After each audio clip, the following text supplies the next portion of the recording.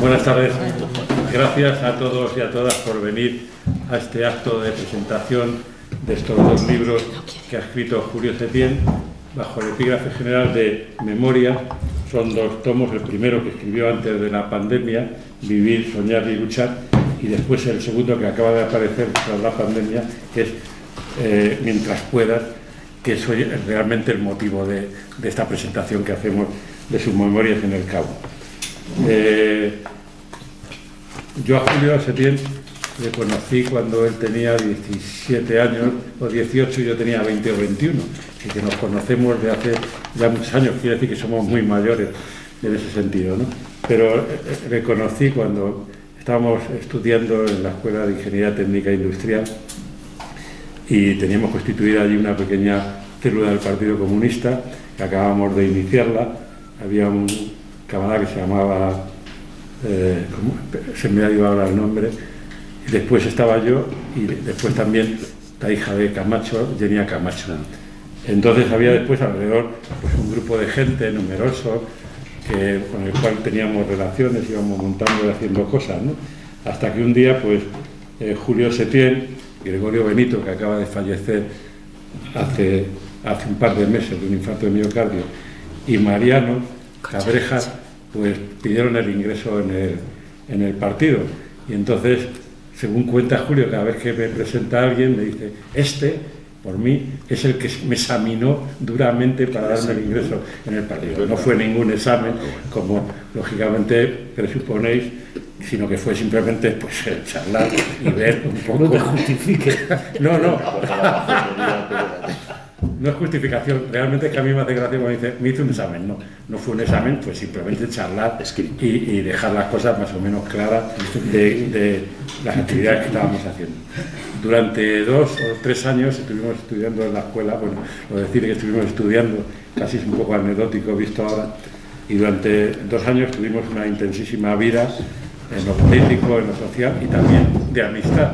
Y recuerdo perfectamente muchas veces en casa de sus padres que por la mañana, en vez de estar estudiando, estábamos allí comentando y debatiendo, y que Julio se ponía en un atril y se ponía a dirigir la quinta y la novena de Beethoven, que oíamos reiterada y repetidamente, ¿no?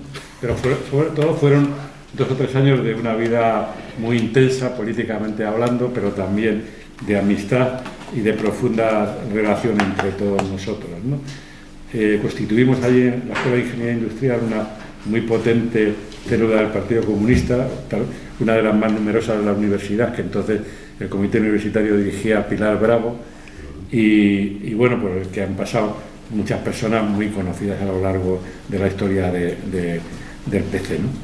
Quería contar esta anécdota del examen, porque a mí me hace mucha gracia cuando lo cuenta, porque me da una sensación de profesor y alumno, cosa que no era verdad, porque él me veía a mí más mayor, porque tenía 18 años y yo tenía 20 o 21, claro, pues parecía más mayor, pero como podéis imaginaros, era una visión un poco muy personalizada, ¿no? Y quería hablar de esta anécdota para vincularla con una segunda anécdota y no hablar más, ¿no?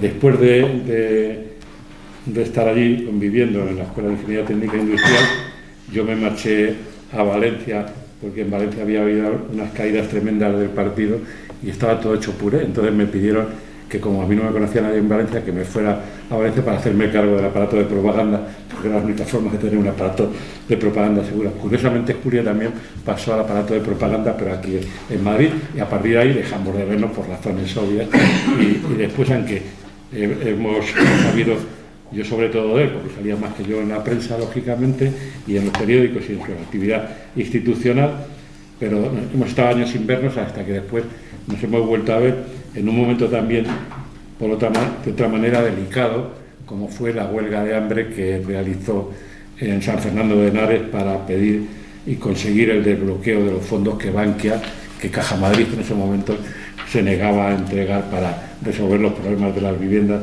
en San Fernando de Henares, ¿no? Entonces, aprovechando, aunque yo ya llevaba una temporada viviendo en Madrid, aprovechando que Julio había acometido esta actividad de una huelga de hambre, que a mí me pareció, por su parte, una forma muy interesante y muy y muy dura de hacer frente a la realidad que tenían en San Fernando de Henares, pues aproveché para volver a tomar contacto con él, y después de reconocernos un poco, después de que había empezado unos poquitos de años nada más, pues hemos retomado nuestra relación, y utilizando también un término muy usual en las declaraciones de los partidos comunistas, de manera fraternal. Y como si hiciera 3 meses que no nos veíamos, ¿no? Cuento estas 2 anécdotas, de una del principio, otra de la parte final, porque creo que haciendo una pasada que harán Begoña y Manolo sobre los años intermedios entre una y otra, porque han sido muchos años de una fecunda e importante actividad política de Julio, pues simplemente quería comentar estas 2 cuestiones a modo de introducción. Y para no enrollarme más, pues voy a ceder la palabra a Begoña San José y a Manolo López. Begoña creo que la conocéis todos como activista sindical y feminista, como habiendo sido presidenta del Consejo de la Mujer de la Comunidad Autónoma de Madrid, y a Manolo López como abogado experto en ecologismo, en derecho ecológico, por decirlo de alguna manera, en derecho ambiental, que van a comentar sobre el libro de Julio de Mientras pueda, aunque hagan también alguna referencia a la anterior, en menor medida, porque si os fijáis es más breve, porque se acuerda mucho menos de esos años que de estos. Es decir, quiero decir, todos tenemos una memoria selectiva, pero evidentemente la más antigua, lógicamente, la tenemos menos controlada, ¿no? Y después el propio, no hace falta tocarlo, después el propio Julio pues también hará comentarios sobre sus 2 volúmenes o sobre uno de ellos. Recordaros que el libro de Mientras pueda está a la venta por el valor de 15 euros afuera, tenéis una serie de ejemplares, y al que lo compre también le regalaba a Julio el primero de Vivir, Soñar y Luchar, porque presupone que algunos de vosotros ya lo podéis tener, y entonces como mercantilmente es un desastre, pues entonces lógicamente no se quiere hacer rico, aunque yo creo que sí, que algo de esto quiere hacer el copyright. Por eso a mí me ha dicho, tú promociona que vale 15 euros para venderlo más, ¿no? Y dicho esto, daros las gracias a todos por estar aquí. A mí me alegra mucho que podamos estar aquí comentando las memorias de un amigo, de un compañero y de un camarada, y me alegro que en ese sentido pues podamos estarlo contando aquí. Gracias a todos por venir, y Begoña, cuando quieras, pues... Manolo, primero, por si acaso alguien se equivoca, yo no soy hijo de Manolo López, el abogado, ya. Soy hijo de Manolo López, que era mi padre, y era músico. Mi nombre es Juan Manuel López. Que Manuel López tenía con sus hermanas una panadería en Goya. Sí, y fue el secretario del PC de Madrid. Sí, pero una ilustre persona y un tipo excelente. Pero vamos, no soy hijo ni tengo ese legado jurídico, digamos, de herencia de padre. Bueno, yo voy a intentarlo, sobre todo breve, y sobre todo no pretendo ser muy profundo. Quiero hacer algunas menciones sobre sobre los 2 libros, pero sobre todo sobre el segundo, que me ha dado la impresión de que es un libro de ánimo estupendo, tanto por las alegrías como por las tristezas, que a muchos de nosotros nos mantiene, digamos, en línea con lo que él escribe, por la historia de nuestro pasado y de nuestros intereses en los que nos hemos ido metiendo desde el año 69. Soy mucho más joven que estos 2. ¿Dónde va a parar? Mucho más. Bueno, en primer lugar, decir que una de mis carencias, que hay muchas, mis carencias es no comprendo por qué un libro es claro, blanco como el día, y ciertamente mucho más,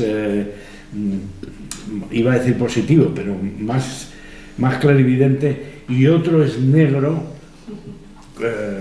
con su foto en negro. Eso no lo tiene, a mí bueno, si no me lo puedes explicar a nosotros, me lo explicas a mí personalmente.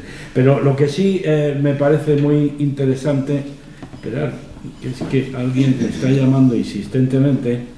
Un cliente. Pues es el hermano de Teresa. Y que no consigo ya. En la primera cosa decir que efectivamente los dos libros tienen una concatenación en el tiempo y en la historia, y esto se transmite en los títulos. Luego es Vivir, Soñar, Luchar, y después algo mucho más modesto de Mientras pueda. Posiblemente tenga que ver con la edad. No con los ánimos, y sobre todo con tenga que ver también con las dificultades, pero el libro, los dos me parecían en un primer momento muy sugestivos a la hora de plantear su relación. En realidad son dos libros en los que están perfectamente delimitados en cuanto, él ya lo explicará, yo no lo voy a hacer mucho, en cuanto a las querencias, a los amores y a digamos al compromiso que ha ido adquiriendo desde el primer momento. Yo en el momento que también estuve presentando el primer volumen, escuché a su actual compañera, Pilar, que me dijo el segundo, porque le pregunté, ¿para cuándo el segundo? Al final, ¿y el segundo para cuándo? Y Pilar allí dijo, el segundo va a ser muchísimo mejor, muchísimo mejor. Y, bueno, pues salgo yo. Vale, hay que... Acabé de entenderlo en la página 23, en donde cuando hace Julio una presencia y le contratan en el Ayuntamiento de Coslada para ser técnico de educación, él dice, me presentaron a la administrativa del grupo de Izquierda Unida, me presentó a Pilar, secretaria de la Concejalía de Educación. Comencé a soltarle un exordio sobre mi disposición a trabajar en equipo, a tener en cuenta su experiencia, en fin, las cosas. Y me paró en seco y me dijo, no sigas, no me gustan los jefes, así que he pedido el traslado. Joder, qué carácter. Pues a partir de ahí, y teniendo en cuenta que efectivamente ha sido y sigue siendo su compañera, pues me apliqué con más interés a ver qué era lo que decía. Bueno, conocí a Julio, yo no tan lejos, pero conocí a Julio en momentos delicados en la transición, cuando, no sé si os acordáis, la mayoría, os acordáis que los manifestantes volaban y caían en las manifestaciones, cuando los abogados de Atocha, los asesinatos de los abogados de Atocha, o en ese tiempo en el que las bandas fascistas, pues en connivencia con la policía, pues se cargaban me acuerdo, todos nos acordamos de Marilu Fernández, esta chica que era universitaria y que la secuestraron y la mataron. Pues en ese tiempo estábamos esperando que nos llegaran en el PC también nos llegara la propaganda suficiente para las convocatorias posteriores de manifestaciones, y ahí es donde me lo encontré y fue la primera vez que lo vi. Posteriormente, en la corriente ecosocialista, durante el tiempo en el que yo me mantuve en esa corriente,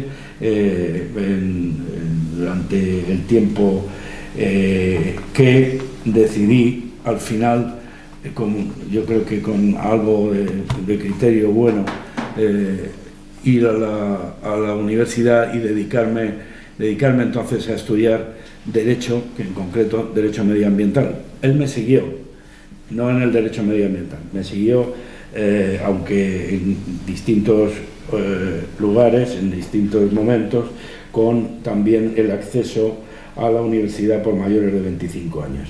Yo acabé siendo abogado medioambientalista y él acabó, bueno, con muchas más actividades, pero siendo licenciado en políticas.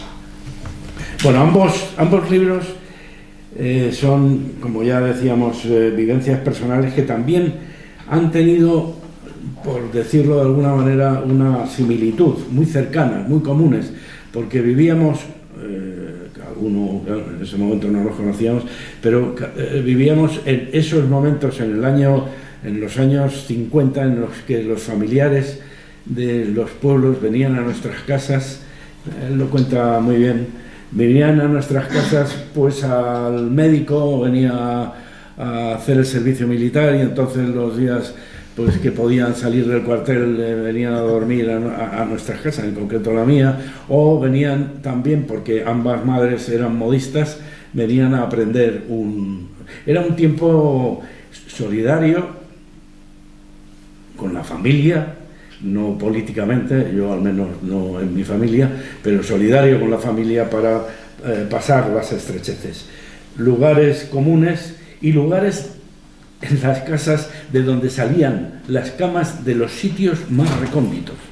Salían para que pudieran dormir todas las personas que al final acabamos acumulando, salían de camas turcas, sofás, en fin.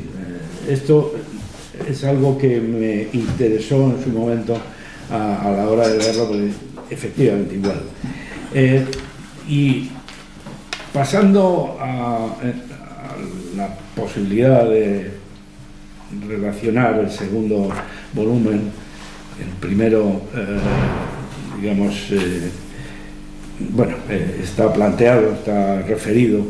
El segundo, no me resisto a leer un pasaje al inicio del libro, un pasaje, y en esto, pues eso no significa que no lo vayáis a leer, porque aunque yo lea esto, pues hay mucho más, son 250 páginas, pero que da el tono del libro, el tono del segundo, es de Jorge Richman, que no sé si supongo que todos conoceréis, o por lo menos habéis oído hablar, en relación a el libro en el que estamos hablando. Ese pequeño dolor en la rodilla que te avisa, camina más despacio. Esa breve confusión mental te está diciendo, atento a lo que sucede. Ese lapsus en medio del trabajo te recuerda, no te olvides de amar. Bueno, pues ese es el elemento. En 1988 hay una relación que cambia sustancialmente la vida de Julio Setién, en la que, bueno, pues no voy a incidir, pero que supongo que él hablará, pero que es importante del amar, el amar en nuestras dificultades a lo largo de toda nuestra historia. Años postsoviéticos de Julio Setién en relación a sus, y también las mías, pero sobre todo de participación en diversas revistas haciendo mención a este cambio sustancial universal que supuso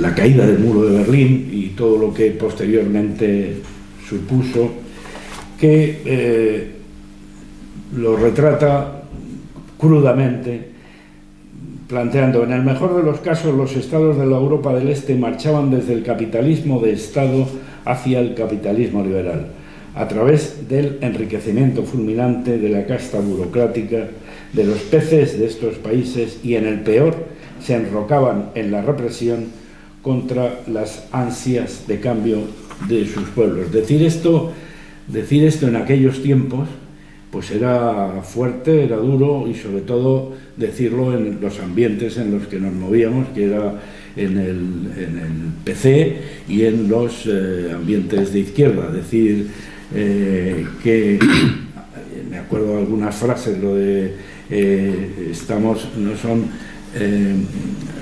no son países socialistas, sino que son países de un socialismo capitalista. Es países en los que se han dado la vuelta a lo que nosotros pretendíamos. Pasando a asuntos más digamos, cercanos, hay que decir que Julio, y en el tomo 1 hace referencia, ha sido concejal en varios municipios de Madrid, técnico de educación. En ese asunto importa algunas referencias, pero sobre todo que fue concejal con Tierno Galván durante 1 o 2 años, y en donde propuso ideas de las que voy a hacer referencia.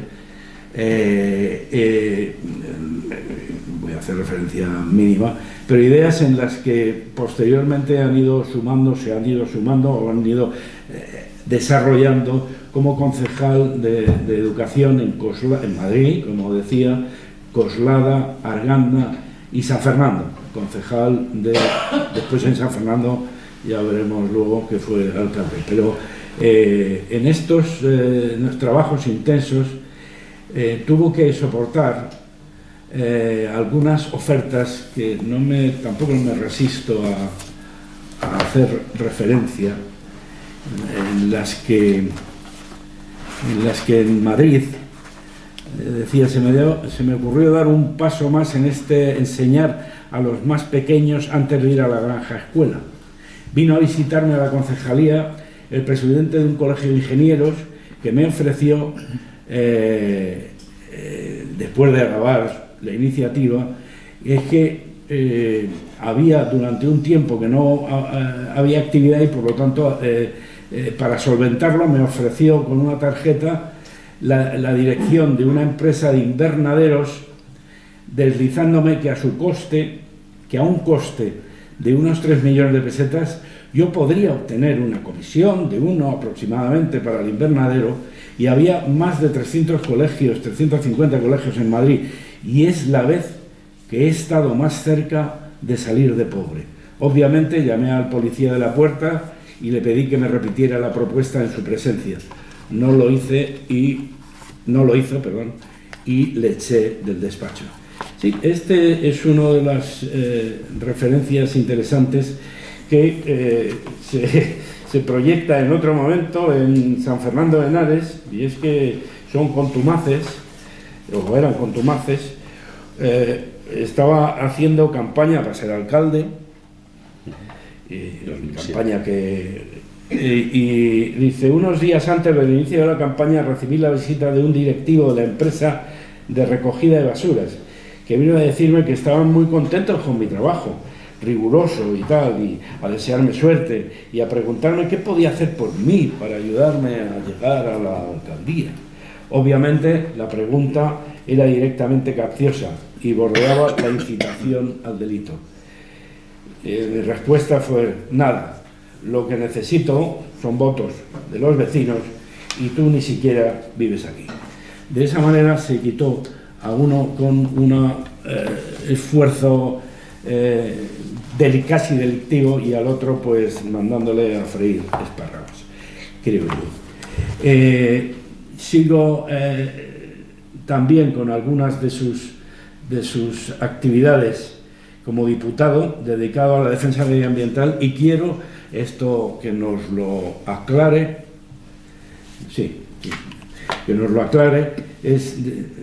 A mí me planteó las dificultades de entender qué son las dioxinas, porque yo, como en ese momento poco conocedor, pensaba que eran toxinas, y que los furanos tenían que ver con los fulanos, y no sé, los mercaptanos, ¿qué tiene que ver? Y con el... me resisto. y que en relación al permafrost, yo pensaba que era una performance. ¿Qué tiene que ver la performance con las cosas medioambientales? Bueno, me sacó del error, pero por favor, los mercaptanos, hazme el favor de decirme que... bueno, su actividad con organizaciones sociales, saharauis, con el medio ambiente, con el apoyo a las acciones en exposición al amianto, con comisiones obreras, ayudando a los de Sintel con su presencia y también con su compromiso, así como su querencia con las cadenas. ¿Qué tiene que ver esto, las cadenas? Pues sí, porque Julio, no sé por qué, le gusta echar una mano al respecto con las cadenas. Las cadenas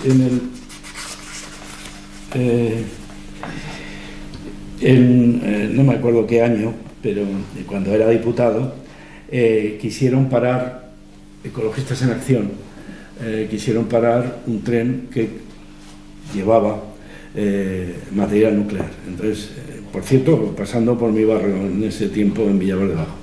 Y él al final acabó llevando al grupo, o fue llevado por el grupo hasta la máquina, y se encadenaron mientras los diputados, en su caso, lo que hacía era retardar el momento en el que tuviera que salir la máquina con estos productos. Efectivamente le costó un juicio, de esto ya posteriormente supo bastante, pero en fin, no tuvo más consecuencias. Eso sí, retrasó un día la salida del material nuclear. Pero hay otro que es su querencia insisto, con las cadenas, es tal que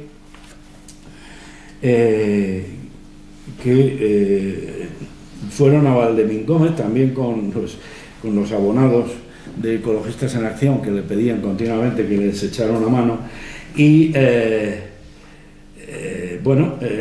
fueron a Valdemín Gómez por la actividad que desarrollaba y para evitar y para intentar que se desarrollara en mejores condiciones. Bueno, pero lo que me resulta interesante es que era viernes, anochecía, no había trabajadores visibles en el interior de la planta y solo quedaba un furgón de policías que empezaba a hacer maniobras para irse. Entonces, en el tramo final, en mitad de un descampado, yo le dije al compañero, Pedro, no me acuerdo cómo es el apellido. Carlos Paino. Paino, Carlos Paino. Carlos Paino. No, Pedro. Ya, pero...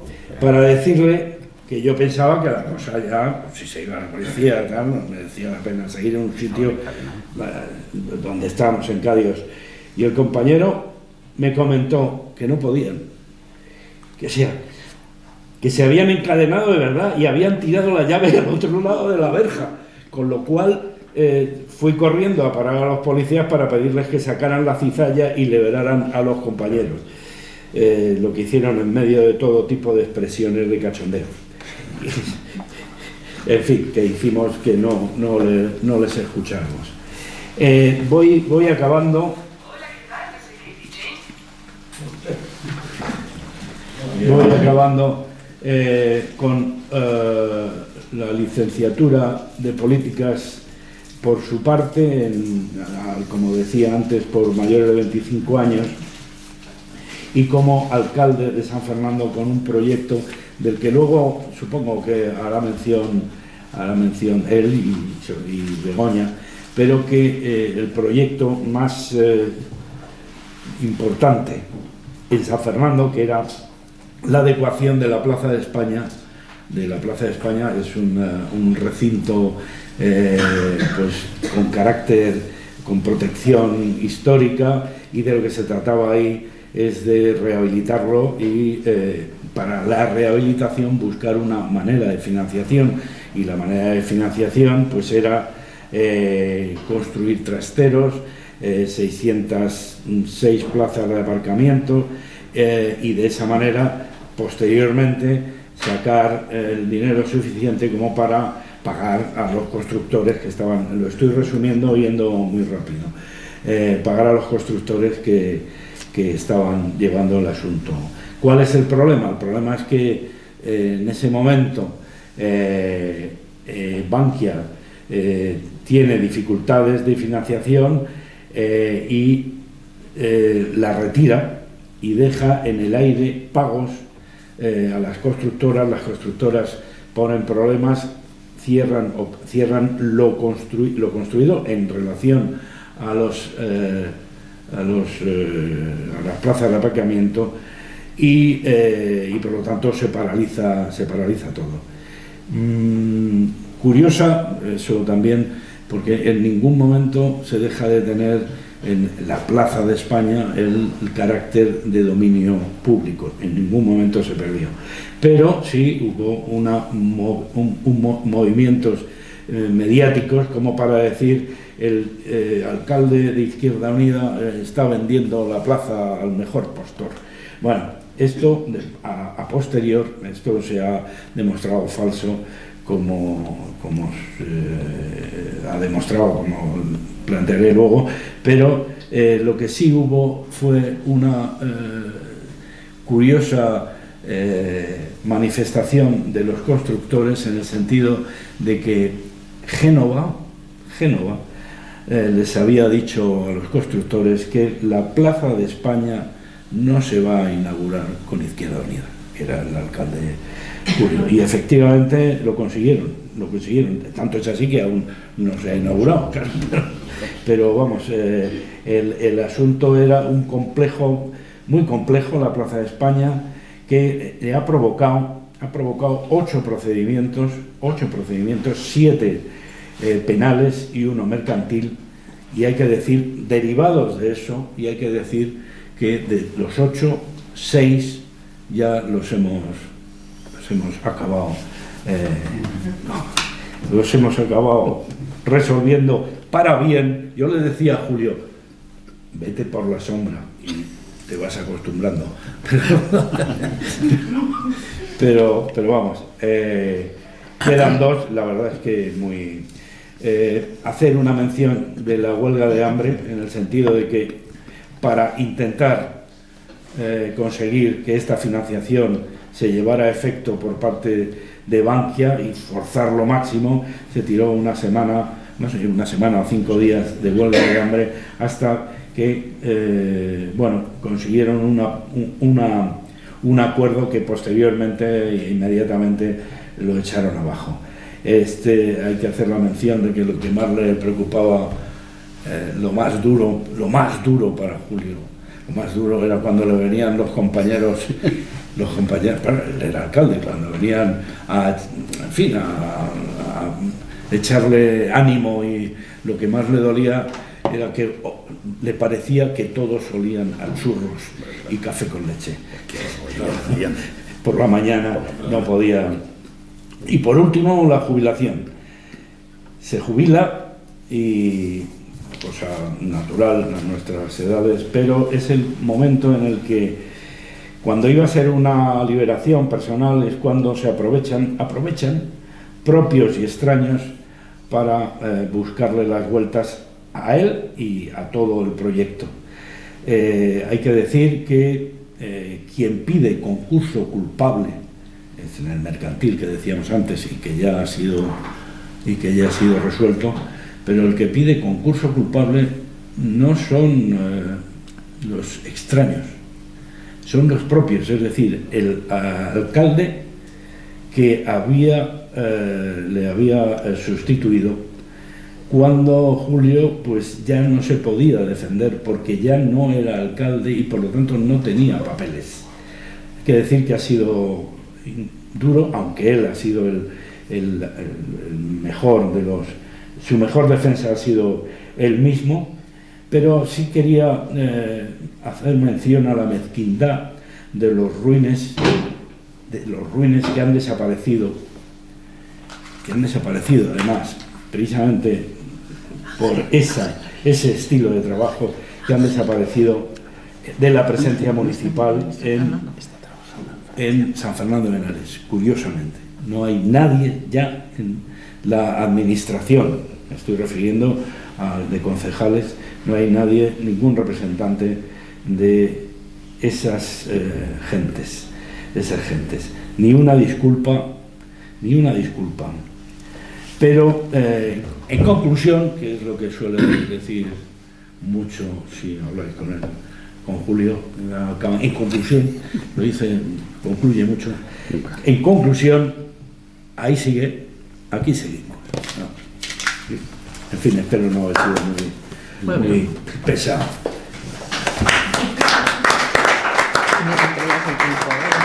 Me controles.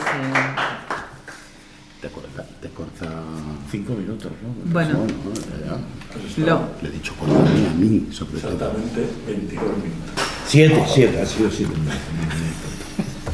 Bueno, a mí me gusta mucho que se haga este acto y me gusta mucho venir al Club de Amigos de la UNESCO. Veo la foto esa de Tirso Molina porque igual que este libro recorre tiempos que hemos vivido todos los que estamos aquí, menos tú que no sé cómo te llamas, que eres más joven. Se refiere a Nuria. Nuria. Pues para mí el Club de Amigos de la UNESCO, yo por ejemplo he conocido la Declaración de Derechos Humanos, la he conocido por el CAM. Yo tenía una publicación que hizo y me acuerdo yo cuando trabajaba en Urrozola que hicimos un panel en el comedor de la fábrica y tal. O sea, asocio mucho al CAM a ese momento. A Luis Enrique se llamaba el que le explotó la bomba, la carta bomba, ¿cómo se llamaba? Pues es que su hermano vivía, por ejemplo, bueno, en fin, que hay muchos momentos muy importantes y que se mantenga activo en circunstancias cambiantes el Club de Amigos de la UNESCO me hace mucha ilusión. Bueno, yo Fíjate ese activo que Julio Setién fue socio del Club de Amigos de la UNESCO porque venía aquí a ligar. Bueno, eso lo dijo el otro día también Genia, que ella había ligado en el campo. ¿Sí? Genia, no lo sé, pero Julio sí. Sí. No, Genia decía de mí. No, yo, de ti. Yo era de mí. Vale. Bueno, yo más que por épocas, que también algo, bueno, ya ha ido diciendo Manolo y que las épocas mal que bien todos las controlamos, ¿no? Yo me había hecho un poquito como unos pocos temas de sacar del libro, ¿no?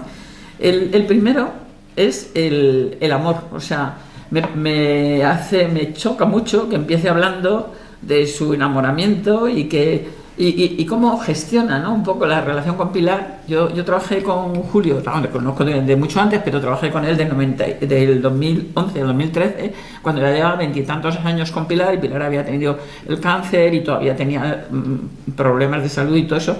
Y así una de las primeras cosas que me dijo es que si llegaba Pilar al ayuntamiento, estuviera quien estuviera en su despacho, pasaba. Y yo dije, caramba, al despacho de Julio venía, pues eso, la presidenta de la comunidad autónoma, vino alguna vez, y gente así, y el de José, quien sea, Pilar, pasa por delante. Entonces, me parece muy importante. Hay un artículo que ha publicado Luis García Montero recientemente diciendo que el valor político del amor, ¿no? O sea, diciendo, con el amor construimos nosotros, construimos proyectos colectivos, esfuerzos colectivos, y compartir, explicar, decir cómo lo vivimos, incluyendo las partes complicadas que él va contando, ¿no? Pues bueno, con sus hijas, con Lucía, su primera mujer. O sea, eso me parece no solamente una manifestación de eso que dice el feminismo, lo privado es político, sino es de la coherencia de una persona. O sea, creo que hay que ser coherente entre lo que haces en privado y lo que haces en público. Y ir ahí diciendo en público, pues mira, yo es que me he enamorado y me pasa esto, o tengo esto. Me parece que es un valor del libro que yo, en fin, subrayo. El segundo lo ha comentado sobre todo Manolo, ¿no? La militancia política está todo, y es muy el periodo que trata este libro. Para quien no lo hayáis leído, es muy fácil de leer, porque aparte de que tiene una letra grande, tiene unos capítulos muy cortos y con unos títulos muy o sea, que ya te ayudan mucho, ¿no? a ir haciendo la síntesis, ¿no? Bueno, con la militancia política esto coincide con no solamente historia de Julio con la militancia política. En el primer libro ya contaba un poco cómo había sido esto, pero esto coincide sobre todo con la historia de Izquierda Unida, que me parece que es verdad, que Manolo ha dicho algunas cosas y la cuenta a veces a mí me da como pudor, porque cuenta alguna cosa que yo nunca me atrevería, porque aunque decimos eso de que hay enemigos acérrimos y compañeros de partido, yo no me atrevería nunca a decir de compañeros de partido que no me gusta lo que han hecho o que me he peleado con ellos, y Julio coge y lo va diciendo. O sea, también creo que es una forma de, no sé, de ayudar, ¿no? No solamente a los documentalistas y a los historiadores, sino también ayudar a que podamos hablar de cosas que nos duelen, sinceramente. O sea, los enfrentamientos entre compañeros, las escisiones, los fracasos, errores, dedica un capítulo entero a errores que ha cometido, falta de visión de algunos momentos y tal. Entonces, desde luego, en este libro hay lo que ha comentado Manolo, el periodo del hundimiento de la Unión, vamos, de la autodisolución de la Unión Soviética, pero porque realmente estaba muy mal, de la disolución de Yugoslavia, con una guerra durísima de todos los países, ¿no? del socialismo real. Eso fue mucho, porque aunque nosotros dijéramos, nosotros estamos en un momento totalmente opuesto, o sea, mientras ellos caían, nosotros subíamos, ¿no? Pero no dejaba de ser que vamos, estaban tirando al niño con el agua del baño. O sea, esto yo creo que ha sido tremendo y que todavía sigue, ¿no?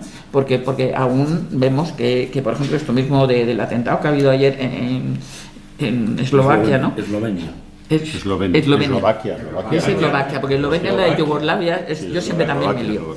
Bueno, el caso es que todo ese periodo y todo ese referente me parece de que es interesante porque aunque es verdad que él lo menciona, pero lo menciona simultáneamente porque es que aquí realmente vivíamos otra situación totalmente distinta. Era el periodo de la entrada en la Unión Europea y luego ya la entrada en el siglo XXI no solamente con el atentado de las Torres Gemelas, sino con la versión española del atentado de las Torres Gemelas, que fue el atentado del 2004, ¿no? Del 11 de marzo de 2004, que en el corredor de Lenares, pues claro, de los 192 muertos, muchos eran de por ahí, porque eran el tren que pasaba por ahí, ¿no?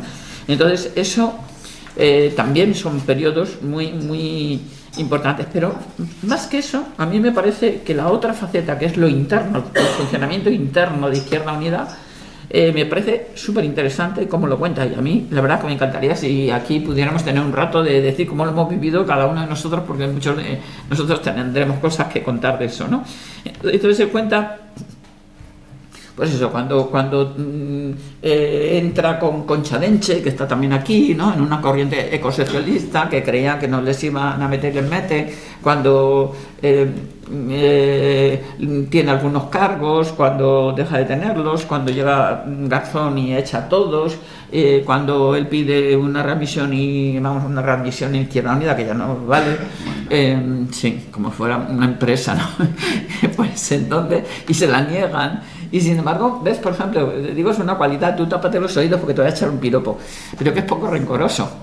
Es poco rencoroso porque, vamos, yo, por ejemplo, eso no lo hago. Entonces, pero todo eso es historia, así se construye la historia, o sea, en esa dificultad de combinar, por una parte, lo que es la gran historia, lo que los historiadores enseñarán a los niños y a las generaciones siguientes, y lo que somos las personas que lo hemos vivido, por lo menos con esa voluntad de querer ser activos y de querer comprender lo que estaba pasando, ¿no? El otro punto es el ecosocialismo, que ya lo menciona también mucho Manolo, pero es que ese es el otro amor de Julio, ¿no? Entonces todo el libro está lleno de declaraciones de amor al ecosocialismo. Bueno, yo creo que eso está siendo más complicado de lo que tú y Concha y algunos más y tal creíais, ¿no? O sea, me parece a mí. Luego lo explicarás tú mejor. No solamente lo que son las dioxinas y tal, como ha dicho Manolo, sino también que realmente el socialismo se ha hecho creciendo y con una explotación muy intensa de los recursos naturales, porque no se ha inventado, que yo sepa todavía, cómo repartir y cómo mejorar la condición de los pobres y de los trabajadores si no es creciendo y teniendo una tarta mayor que repartir, ¿no? Mientras que ahora estamos viendo pues que la tarta no puede estar creciendo y que hay que empezar a decrecer, pero de crecer de forma justa y sin perjudicar a los que ya están perjudicados. Es complicado. Y a mí una cosa que me parece positiva, que él siempre defiende en el libro, que eso lo ha hecho de la mano de organizaciones ecologistas. Es decir, es muy importante que haya una corriente política, es muy importante que dentro del partido donde tú estás haya una comprensión con esa problemática, ¿no? Pero, desde luego, quien van por delante, quien te empujan, quien te ponen ante tus contradicciones son las organizaciones ecologistas, que han puesto eso como su prioridad absoluta y que no tienen las rémoras o no tienen que hacer las componendas que tiene que hacer un partido político, ¿no? Y en esa misma onda, pues cuando él también lo dice así un poco, lo de un espacio rojo, verde y violeta. Yo ahí he militado más en el movimiento feminista y las contradicciones tampoco son chicas. O sea, ¿por qué? Pues porque para empezar, el tipo de organizaciones feministas que realmente existentes están mucho más atomizadas que las organizaciones ecologistas y, por ejemplo, el auge que ahora estamos todo el mundo celebrando y tal, ¿no?, del movimiento feminista desde 2014 hasta 2024 que estamos ahora, ha venido de la mano del 15M, es decir, de ese movimiento del que Julio dice ciertas cosas que yo las comparto unas sí y otras no. El 15M ha incorporado a una generación de mujeres jóvenes, bueno, 15M y Gallardón, que tuvo la falta de visión política de empecinarse en recortar el derecho al aborto, y eso fue el desencadenante de una movilización que al final el que tuvo que dimitir fue él, y en fin.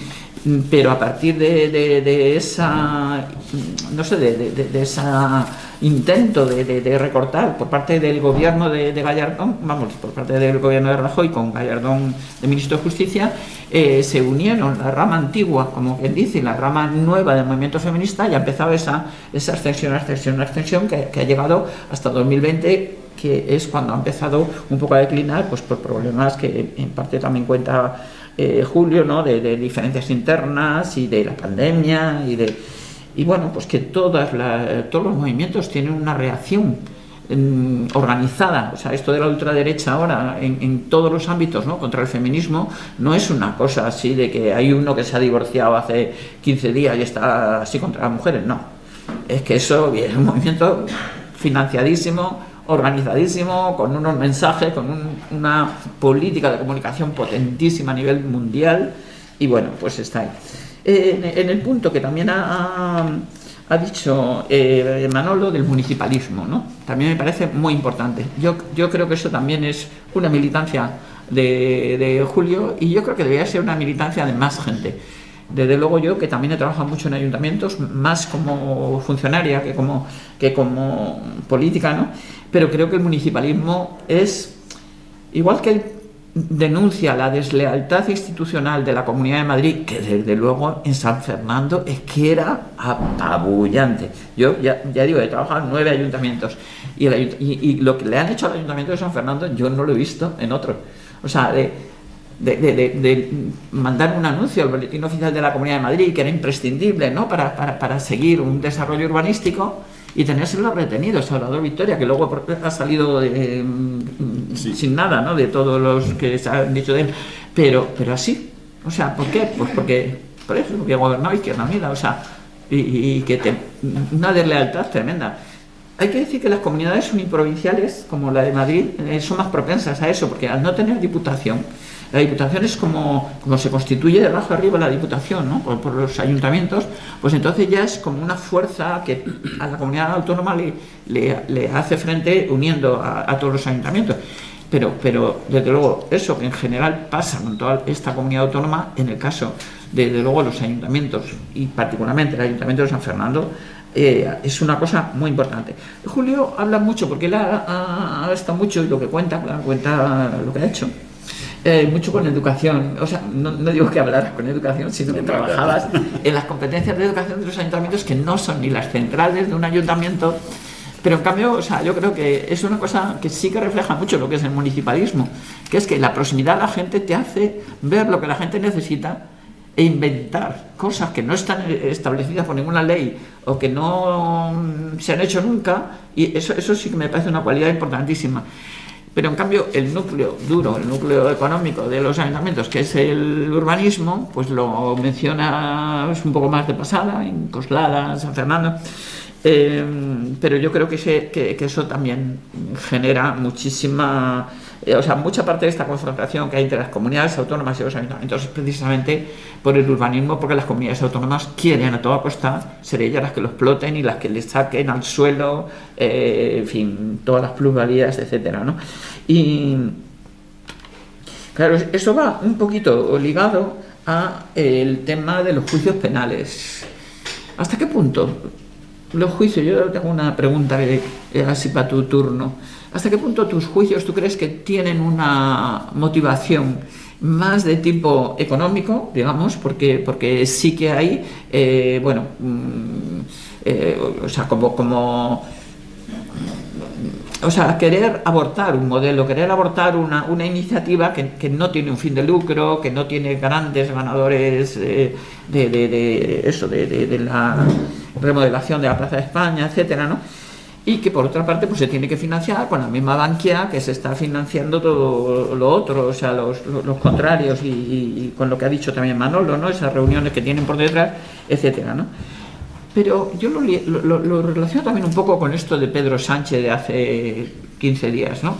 O sea, es que el nivel que hay ahora, esto, por ejemplo, de coger a un chivo expiatorio como se lo ha cogido, es que no tiene... O sea, no hay correlación entre las no sé cuántas páginas del libro, es decir, lo que él hacía y lo que había hecho toda su vida, y lo que habían hecho gente como él, es decir, del mismo partido, de las mismas ideas y tal, a de repente ese ensañamiento de tantísimos juicios con una persona que, como ha dicho Manolo, no tiene detrás del aparato que puede tener un alcalde o que puede tener un presidente del gobierno, y aún así ya vemos que al presidente del gobierno también le duele, porque es que es tremendo, o sea, es que lo que supone que te llevan a un juicio penal y que te veas que puedes perderlo, porque es que incluso aunque no hayas hecho nada ilícito, pero los jueces, oye, son un poco como una lotería, ¿eh?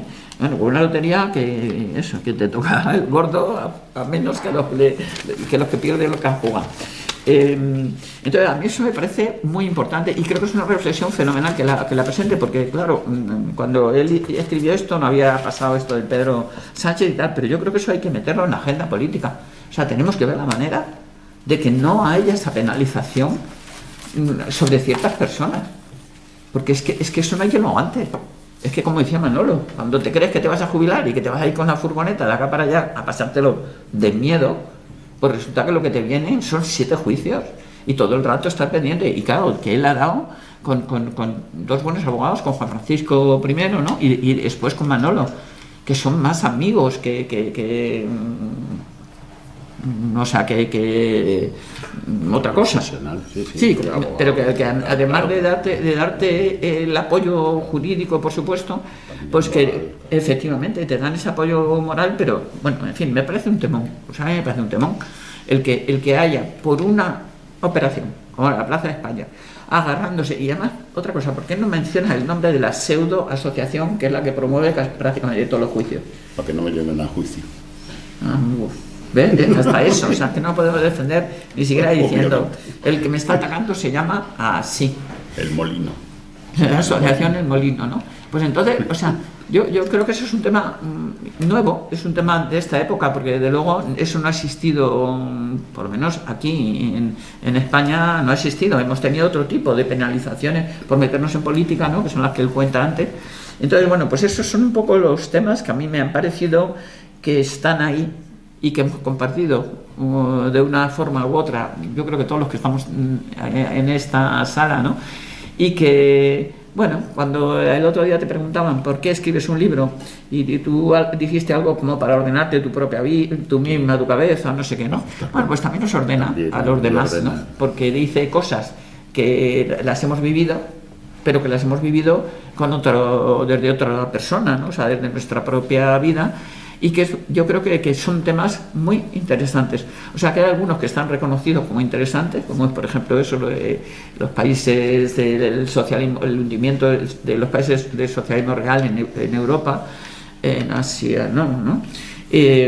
Pero luego hay otros temas que son muy novedosos y que él tiene no sé cómo decir, la creatividad. Ya digo que no vengo a echarte muchos alabanza, ¿no? Pero que tiene como yo digo, más que la creatividad, lo que tiene Julio es que no tiene miedo a decir cosas que sabe que pueden caer bien y que pueden caer mal. Y por las mismas, cuando alguien te dice algo que le cae mal, yo desde luego he vivido esa experiencia, que no es rencoroso. O sea, que no te guarda porque tú hayas dicho de una forma inoportuna o no sé qué. En fin, ¿qué da? El libro da un poquito de juego. No es difícil de leer y, sin embargo, yo creo que da juego para pensar cosas que son también parte de la vida de los demás, que no nos llamamos Julio Setién y que no somos ni su hija ni sus nietos, sino que sus hijas, vamos, ni sus nietos, sino que somos gente que hemos ido coincidiendo por distintas circunstancias en vivir todas estas cosas que él cuenta, y que el tener un apoyo para hacer una reflexión colectiva, pues me parece que es muy valioso.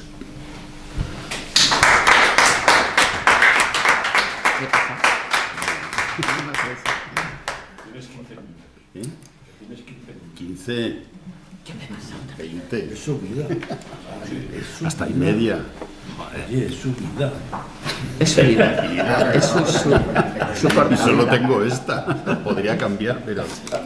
Bueno, la foto en negro era una foto en negro y en color. Lo que pasa es que la en negro me gustaba mucho más. Es que él me regaló en la segunda campaña electoral un fotógrafo profesional y artístico de allí de San Fernando, Sergio Luz. Es un tío famoso que expone por ahí y tal.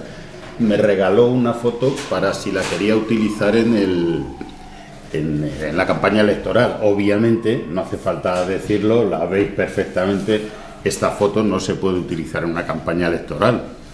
No está viéndose, no está las arrugas, esas cosas. Pero es una foto, para mí, la quiero mucho porque es una foto extraordinaria, o sea, con una fuerza tremenda. Y bueno, y es que negro, es que mi vida ya, ¿qué te voy a contar?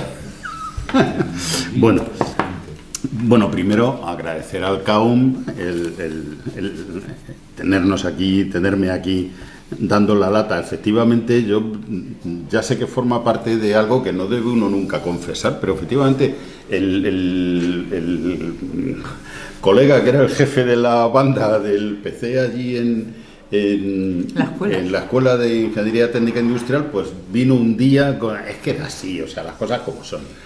Hay que entrar en el club de amigos de la UNESCO. Ha dicho el partido que hay que entrar y tal y cual, y hay que pim pam.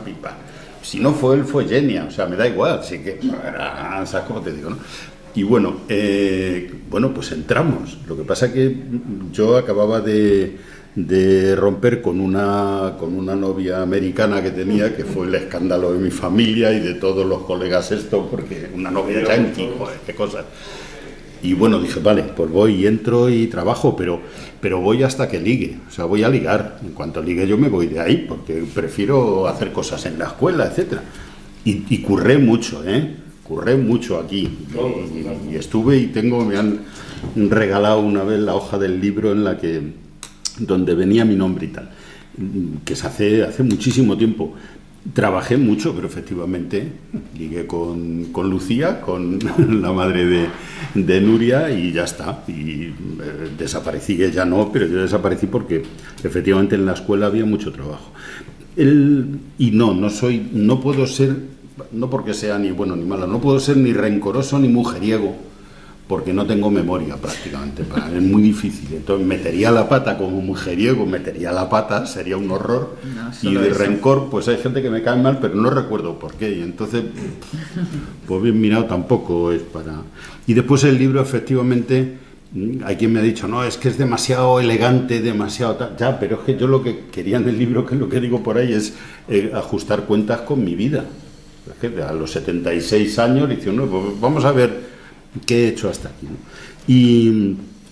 Y efectivamente, por eso quería contar algunas cosas de las que he aprendido a lo largo de estos años. No tanto hacer un rollo cronológico de mi vida, del libro, etcétera, sino tal.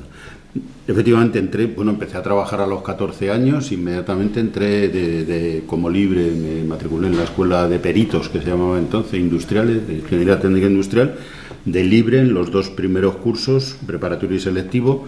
Después entré y después ya en la escuela en el curso 66-67, que es donde ya conocí a Paco, a Jenny, etcétera, y empezamos a hacer cosas allí, ¿no? La primera cosa que hicimos fue una carta protestando y conseguimos un montón de firmas y negociar nada, pero bueno, con la dirección, porque es que, para que os hagáis una idea, el profesor de matemáticas, que eran 2, análisis y cálculo, daba clase a unos 300 alumnos de tal manera que hablaba con un micrófono. Entonces ponía ecuaciones y integrales y no sé qué en la pizarra, y como estuvieras atrás, vamos, que no te enterabas de nada de lo que pasaba. Así que, claro, fue poco a poco iba bajando la gente y entonces cada vez protestaba menos gente. Entonces decidimos hacer rápidamente. Porque se ha aproximado, ¿no? Claro, y se iban, claro, todos los de atrás se iban. Bueno, pues ahí empezamos. Y efectivamente toda esa etapa del 66 a 69, pues una etapa del movimiento estudiantil muy interesante, porque lo hicimos a pelo. Nosotros estábamos en la escuela de embajadores, claro, estaba en la periferia de la universidad y fue una experiencia muy interesante. De ahí saqué alguna enseñanza. La primera, o la más importante, tal como está la universidad y tal como está montada la universidad y en general, me estoy refiriendo, y el papel que juega en la sociedad, estoy convencido, eran los años 66-69, cuando estaba el movimiento estudiantil eclosionando en todo el mundo, ¿no? Estoy convencido de que el factor más progresista y más transformador de la universidad son los estudiantes. Es verdad que los profesores los hay muy buenos, que guían, que tienen una práctica honesta y avanzada, etcétera, etcétera, pero globalmente, si los estudiantes no sacuden, si los estudiantes no mueven el árbol, las universidades acaban siendo un reducto burocrático de formas de trabajo, de mandarinatos, de catedráticos con sus capillas, etcétera, etcétera, tal. Se salva mucha gente, afortunadamente, ¿no? Pero no tanta. Globalmente, y ahora en este momento con las universidades, el despliegue de las universidades privadas y sobre todo después de Bolonia, en mi opinión, a lo mejor me equivoco, esa competitividad que existe dentro del estudiantado, claro, lleva a una situación en la que es dificilísimo el actuar frente a la universidad. Y la universidad es un aparato ideológico, que decía Althusser, es un aparato ideológico del Estado. Entonces es normal que desde dentro y desde fuera se cambie. La universidad tendría que estar en punta, o al menos como el resto de la sociedad. Pero desgraciadamente, al no existir movimiento estudiantil, ahora hay un momento muy interesante, pero es por Palestina, no es por las cosas que pasan en la universidad, que pasa cada cosa y te cuentan cada cosa, que dices, no puede ser. Coño, si es que en el 68 en París los estudiantes evaluaban a los profesores, vas a decir, ¡oh, qué horror! No, qué horror, no. Eso está incorporado a las posiciones más avanzadas en el terreno educativo, se incorporó, porque efectivamente, ¿cómo no va a evaluar también cuál es el desempeño de un profesor, la gente que está, no son súbditos, no son tal?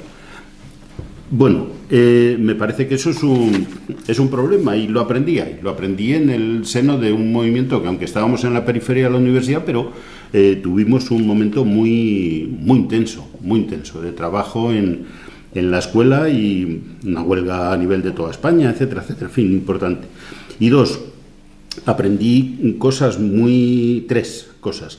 Aprendí algo que es muy importante, lo de las dioxinas y los furanos, que es una familia de hidrocarburos cíclicos que tienen cloro en su composición, etcétera, etcétera, y no son ni toxinas ni fulanos.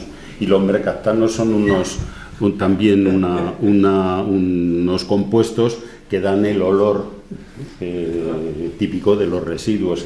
Bueno, desaparece.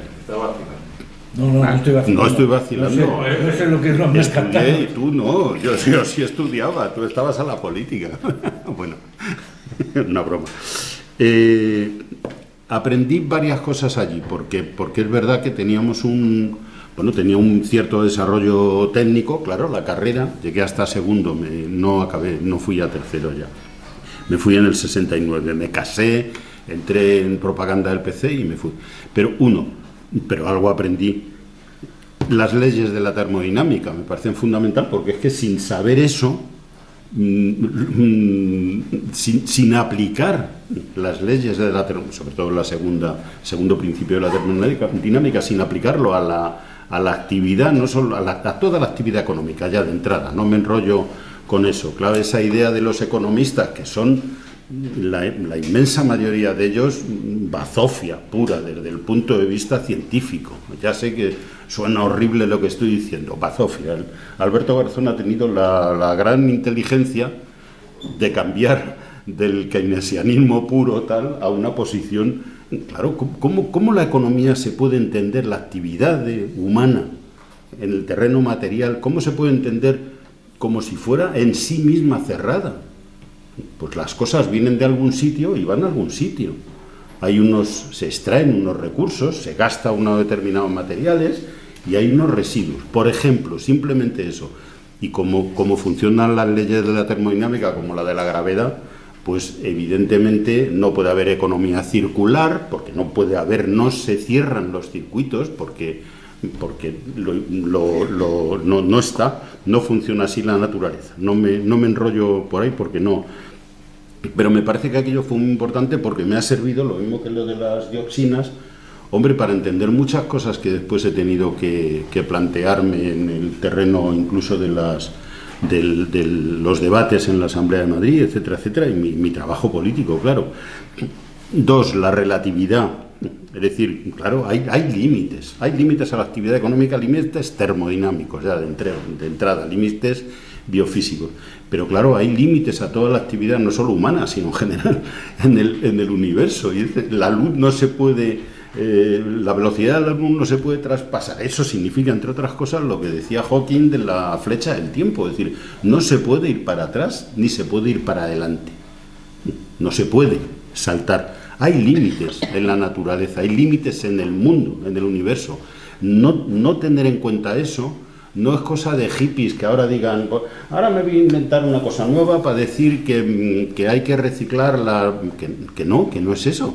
Eso se conoce desde hace muchísimo tiempo. Solo que, como decía muy bien Begoña, cuando el movimiento social arranca, pega con esos límites y entonces tienen que cambiar las teorías, claro.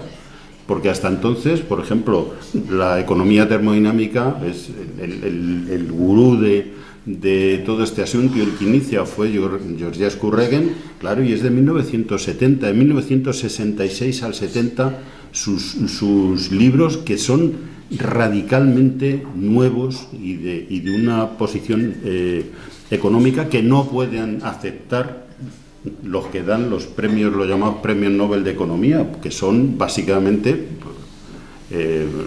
funcionarios de las finanzas y de los grandes intereses capitalistas, porque claro, eso va contra algo que es fundamental, que eso lo aprendí más tarde, y es que, leyendo a Marx, por cierto, y es que el capitalismo es un sistema económico, es el primer sistema económico, y a lo mejor el último, que funciona generando valor, es decir, haciendo crecer el valor. Por lo tanto, que es como una bicicleta, tiene que estar siempre en movimiento y por lo tanto tiene un impulso de ilimitación. Pero en la vida no hay nada ilimitado. El crecimiento de una célula, si lo hace sin límites, si en vez de colaborar se pone a desarrollarse sin límites, eso se llama cáncer en medicina.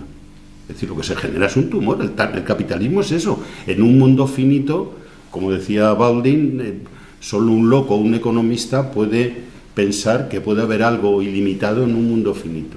Eso son cosas que son evidentes, pero que no han estado evidentes. A mí me sirvió todo lo que estudié ahí, y empecé a estudiar ahí, como el principio de indeterminación de Heisenberg. Vas a decir, joder, no tiene nada que ver. No.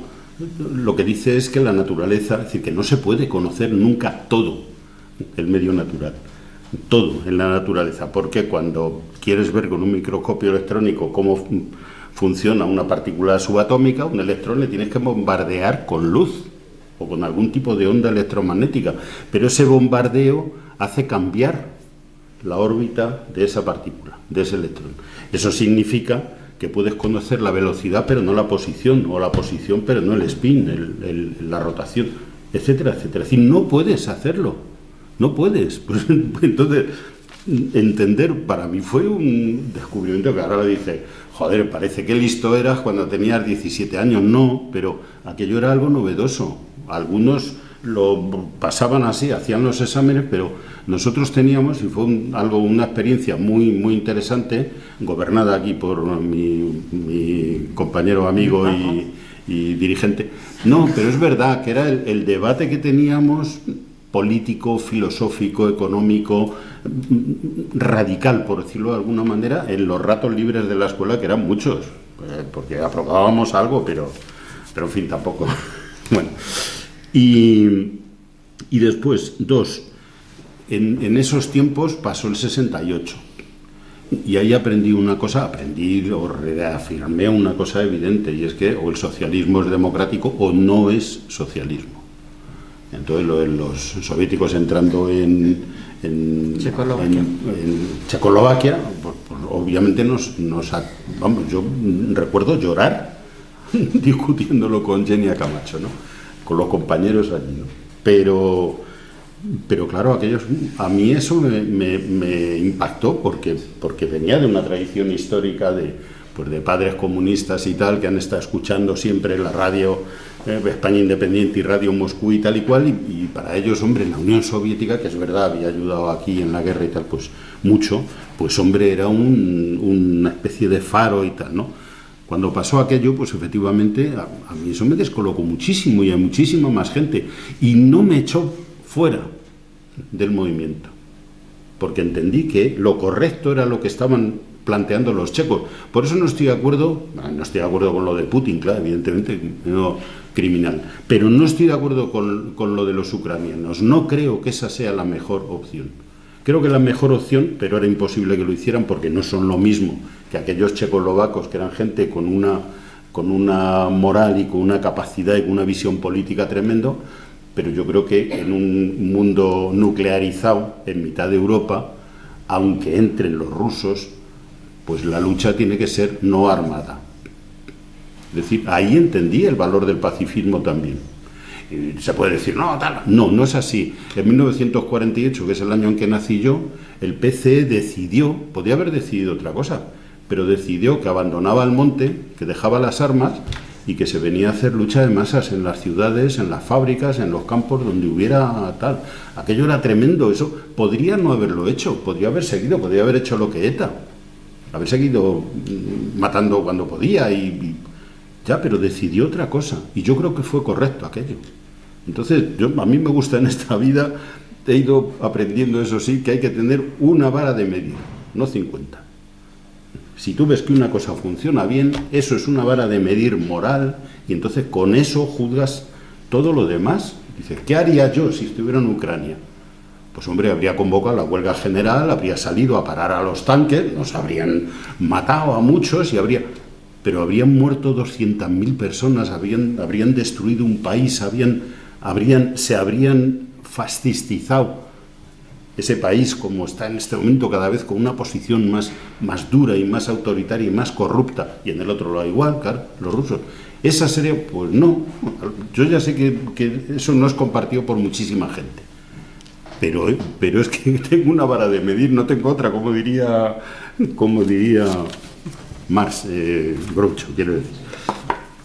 Bien, como decía, pues aquello fue un momento intenso, tal, etcétera. Después estuve en propaganda de la universidad y en la organización que tenía el PCE en el ejército. Yo he sido siempre muy miedoso, muy, muy miedoso. Lo que pasa es que cuando me han convencido de que había que hacer algo, que había que hacerlo y tenía riesgo, pues si me han convencido y creía que sí, pues lo he hecho, con toda la prudencia del mundo, pero yo no soy nada valiente, ¿no? Y eso no es, desde luego, pero aquello era un riesgo, evidentemente, pero yo creo que aquello era muy importante, fue muy importante, y trabajar en el seno del ejército, por ejemplo, pues fue muy importante. Yo lo recuerdo como algo muy interesante, porque estábamos intentando precisamente que la transición no fuera una guerra civil. Y para eso tenías que trabajar dentro y fuera. Esa visión que había tenido yo del 71 al 76, estuve muy activo en comisiones obreras. Y a mí me parece que aquello era clave. Lo que se había planteado, lo que había planteado comisiones obreras, de trabajar en el vertical también, en el sindicato vertical, y montar la organización de comisiones obreras, me parece que esos hechos son los que a mí me enorgullecen y me dan idea de que se puede hacer política de otra manera y con una visión unitaria, con una visión transformadora, con criterios, y no a salto de mata. Aquello fue muy importante, esa intrusión instrumental en el sindicato vertical, pues efectivamente nos dio la capacidad de meter comisiones obreras en todas partes de España. Aquello llegué a vocal nacional incluso, y tengo un montón de anécdotas ahí, porque con aquello, claro, con las dietas financiábamos los viajes para montar comisiones obreras y la propaganda y tal, y un día lo dijimos incluso en un acto, y se murió un tío allí de un infarto, un facha de aquello, pero bueno, no tendría nada que ver, pero en mitad de fue un horror. Pero bueno, en esos años, como digo, pues sí, estuve trabajando en el terreno sindical, y por decirlo de alguna manera, pues es mi otra. Yo tengo dos almas, por decirlo así, una sindical y otra ecologista, y eso no lo he perdido nunca. Eso para mí ha sido troquelación, vamos. Después del 76 al 81 estuve de responsable del PC, me nombraron en el Comité Provincial, y estuve responsable del PC primero en Méndez Álvaro, que es una zona entonces muy importante desde el punto de vista fabril, y después en toda la zona sur, Vallecas, Mediodía, se llamaba entonces, Villaverde, todo ese arco que va desde Orcasitas, Usera, hasta Vallecas y el pueblo de Vallecas. Estaban la mayoría de las fábricas, etcétera, tal, un momento muy interesante. Pero en el 81 vino la crisis del PC, y en el 81 expulsamos.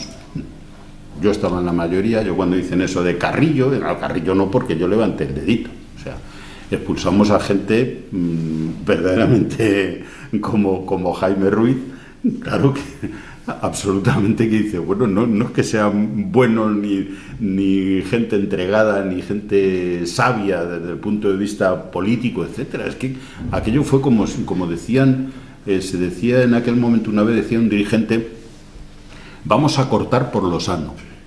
Y claro, cortar por lo sano es muy duro, porque si tienes que amputar una cosa porque está podrida, pues, se puede discutir, pero cortar por lo sano, que es lo que se ha hecho siempre. Ahí aprendí que nunca más. Después me encontré, gracias a Jaime, a Pamela O'Malley, etcétera, que me encontré con gente que era extraordinariamente válida desde el punto de vista profesional y desde el punto de vista político, y a pesar de entrar como concejal por la puerta de atrás y de una manera no santa, porque claro, yo estaba el 25 en la lista y entré en un grupo de 6 concejales, o sea, tuvimos que echar a 19, ¿no? O que dimitieran, etcétera, etcétera. Cuando me senté allí, pues lo cuento porque además, como está Jaime, lo agradezco, y se lo he agradecido toda mi vida. No sé si se lo he contado, pero eso me ha troquelado también, eso se me ha quedado para siempre. Cuando entré allí me di cuenta que lo que se estaba haciendo, efectivamente, era la política del PC, una política educativa muy avanzada, con un montón de iniciativas que estaban todas en marcha. Yo lo que hice fue, me ayudaron, que yo no sé cómo me ayudaron ni por qué, pero bueno, para mí fue ver a Dios, claro, y poder seguir, aunque fue año y medio, año y pico, no llegó a 2 años lo que estuve allí, pues poder llevar adelante muchas iniciativas y un trabajo que para mí fue muy, muy interesante y muy, muy bonito, ¿no? en esos años anteriores, en el 76 y el 81, pues pasa toda la transición. Enseñanza de la transición, claro, el peso, la importancia del peso de la clase obrera, del movimiento obrero en una transición de este tipo, ¿no? De ahí me salió un libro, que no es que sea una maravilla, pero es el primero que hacía cuentas desde el punto de vista de los intereses de los trabajadores, desde el punto de vista sindical, de qué había pasado en la transición. Claro, una transición que implica que durante 5 años se hagan 600 millones de horas de huelga, que en toda la historia de España y no sé en Europa cómo, hasta qué punto se ha dado algún otro tipo de movimiento de esas características huelguístico. Claro, no se puede. Después ha habido politólogos de estos, profesores incluso, que no han visitado la clase de historia o no han leído bien los libros o no han preguntado, pero que dan como que aquello de la transición fue una chalanería allí, entre Carrillo, Fraga, no sé qué, tal y cual, y aquello costó muchísimo, costó casi 300 muertos en las luchas esas, que en la calle pues es que sacaban la pistola o el fusil y tiraban también, joder. Pero sobre todo, yo ahí aprendí una cosa que para mí desde entonces ha sido, claro, he participado, lo cuento ahí, en todas las huelgas generales que ha habido, en los piquetes, tal como alcalde incluso, porque me parece que la huelga es la movilización no violenta más disruptiva que se puede hacer dentro del capitalismo. Ahora ocupamos las plazas, ahora nos encerramos en tal y hacemos una sentada, todo eso es muy importante, lo hemos hecho todos, o sea que todos, que eso está muy bien, pero yo no me engaño.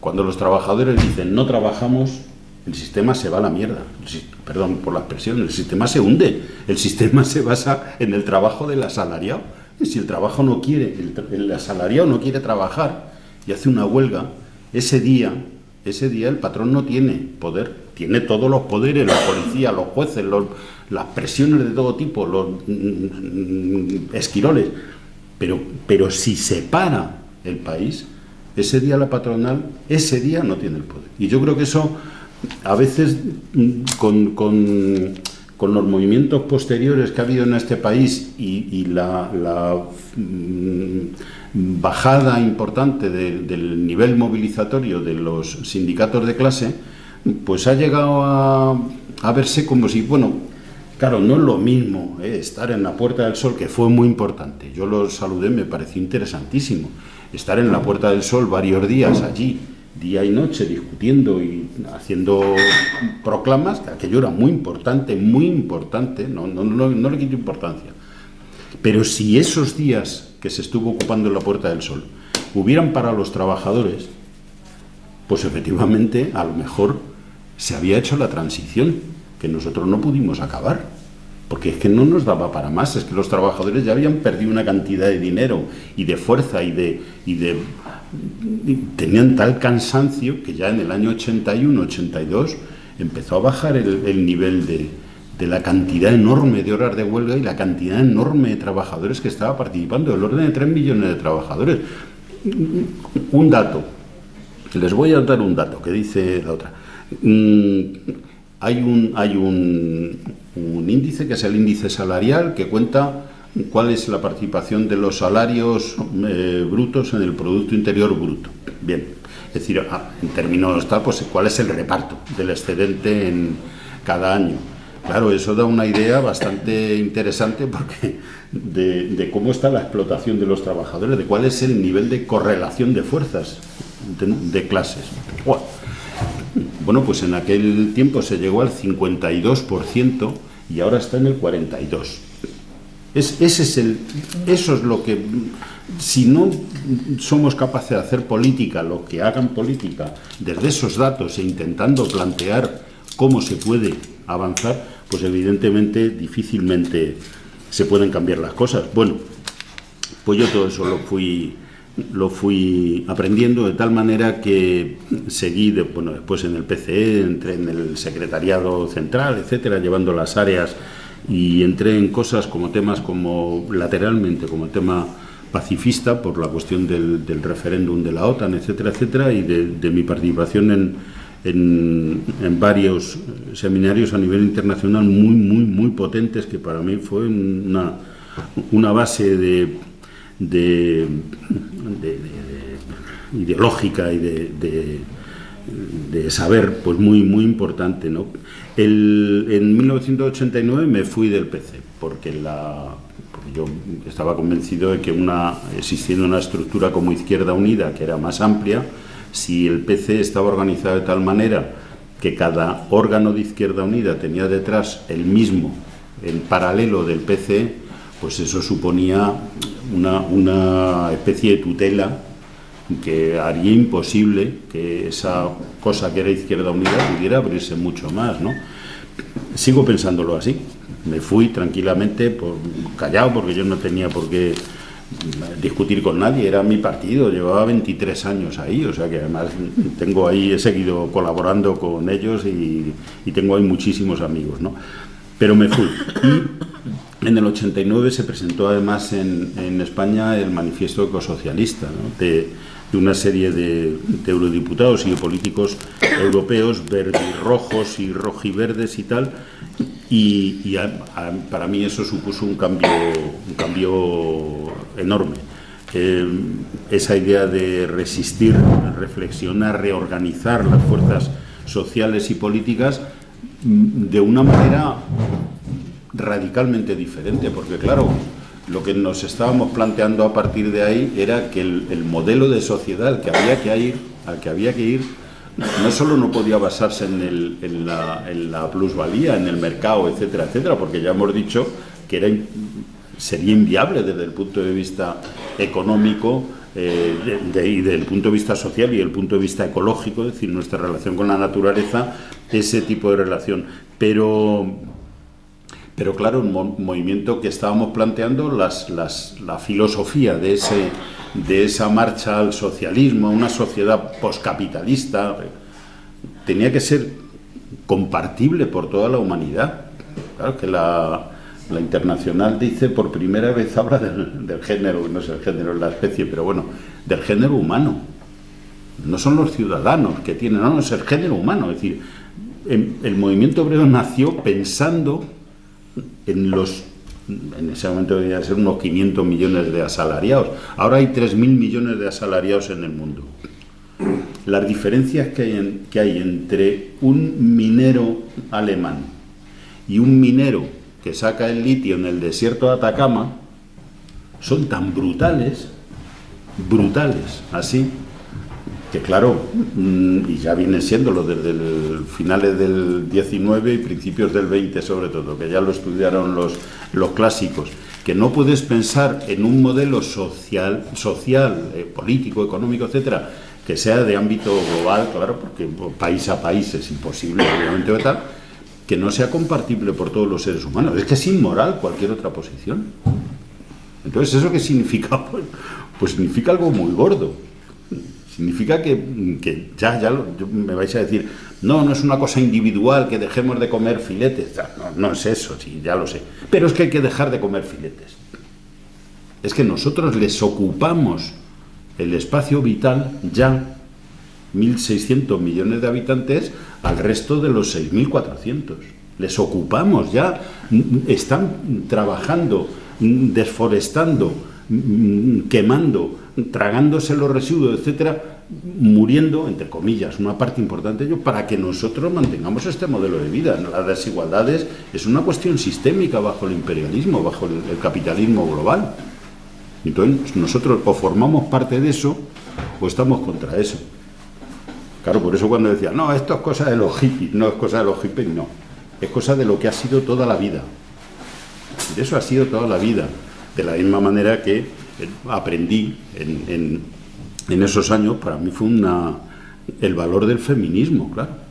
Aprendí de gente como Begoña, quiero decir que he tenido la suerte de encontrarme con gente que sabía mucho y por lo tanto he puesto las orejas y me han servido siempre de faro un poco, ¿no? Claro, cuando me enteré, por ejemplo, de que la Revolución Rusa, que empieza ese periodo desde febrero, o sea, marzo, hasta octubre, o sea, noviembre, según los calendarios, claro, empieza el 8 de marzo, empieza por la huelga de las mujeres, de las trabajadoras del textil de Petrogrado, militarizadas, porque eran parte del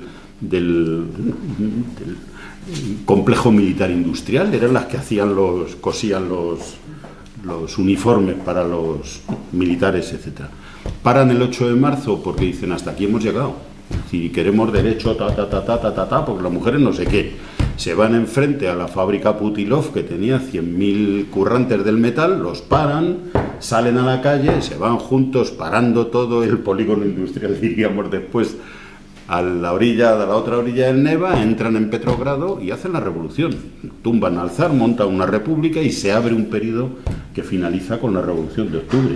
Que bueno, tuvo el desarrollo que tuvo, pero efectivamente fue el gran inicio del siglo XX, como decía Goswami, el gran choque de los últimos tiempos, pues fue aquella revolución, efectivamente, ¿no?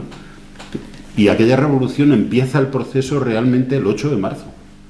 Y entonces juntan los trabajadores que están cada cual a su bola y tal y cual, juntan los intereses de los campesinos, los agricultores, etcétera, etcétera, los intereses de las mujeres, los intereses de los asalariados, una parte de los cuales muy importante eran mujeres, y la paz. Y se ponen pacifistas los trabajadores, salen del marco estricto del sindicalismo y el no sé qué y el tal y cual. Ese tipo de cosas, cuando las aprendes, dices, coño, pues ahora voy entendiendo cómo sería la marcha hacia un modelo de sociedad pues más avanzada, ¿no? Bueno, de ahí, pues como digo, montamos una que fue la segunda organización política ecosocialista. Ahora todo el mundo es ecosocialista, lo que pasa es que han pasado 35 años, hemos pasado de 5.000 millones de personas a 8.000, y ahora ya esto tiene mala solución. Tiene mala solución por la cosa de la termodinámica y de las dioxinas, tiene mala solución.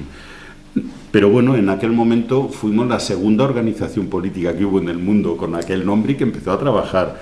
Y además bien, porque como trabajábamos con 2 pies, o con 3, con comisiones obreras había un área muy, muy potente de medio ambiente, etcétera, y hubo un momento muy interesante ahí, y por supuesto en el terreno político y tal. Después fui diputado y ahí aprendí otra cosa que me parece muy, muy importante sobre la historia moderna, y es la historia política moderna, y es los partidos son plurales, son diversos. La idea del partido monolítico no sé qué, no puede ser, pero claro, eso tiene que tener reflejo en su composición interna. ¿Cómo se eligen los cargos directivos de los partidos? Pues hay partidos que hacen lo que le llaman listas plancha, donde el que gana, gana, y el que pierde, adiós, buenos días. Claro, eso ya hemos visto partidos que funcionan con esos criterios que efectivamente no han podido salir adelante, porque ese es un tipo de práctica terrible, es decir, que impide, que monta dentro del propio partido una dinámica como si fuera parlamentaria, gobierno-oposición. Eso es una locura desde todos los puntos de vista, ¿no? Y ahí no, yo entré de diputado porque como teníamos, Concha y yo, el 4,7% de aquel comité provincial, pues cuando se discutieron las listas planteamos, oye, que queremos que se aplique una fórmula proporcional o ley DON, etcétera, nos da igual, una fórmula que permita que las minorías estén representadas en todo, también en los cargos públicos. Y efectivamente, yo entré el número 13, 17 diputados que tuvimos, pues entré el número 13 porque era el que me tocaba. Bien, pues a mí me parece que eso es muy importante. No digo que todo lo que se hizo en aquel momento era estupendo, digo que esa era la forma, esa es la forma, una de las formas de funcionar en un partido, no creando oposición-gobierno. Eso es un horror y un... Bueno, pues así ha ido, digamos, avanzando en los saberes. Claro, el diputado, pues los diputados efectivamente, en la Asamblea de Madrid hay mucho teatro, en el parlamentarismo hay muchísimo teatro, eso lo sabe todo el mundo. pero se pueden hacer muchas cosas muy importantes, lo mismo que en los ayuntamientos, claro. Sí, corto ya. Pues se puede llevar la voz de la gente, se puede trabajar con un determinado método y se puede estar en las movilizaciones, porque a veces, como decía Manolo, estar en una movilización, un diputado suponía ganar 15 minutos de tiempo para que la policía no empezara a sacudir, que era cuando la televisión sacaba no sé qué, la radio le sacaba a aquella gente, y ganábamos parar un tren que traía material, piezas para una central nuclear, y a veces simplemente conseguíamos que salieran en los medios de comunicación las movilizaciones, ¿no? Y por último, y termino porque ya no sé, es verdad, con lo de San Fernando. Pues en San Fernando estuve efectivamente primero de concejal 4 años y después de alcalde 6 años, ¿no?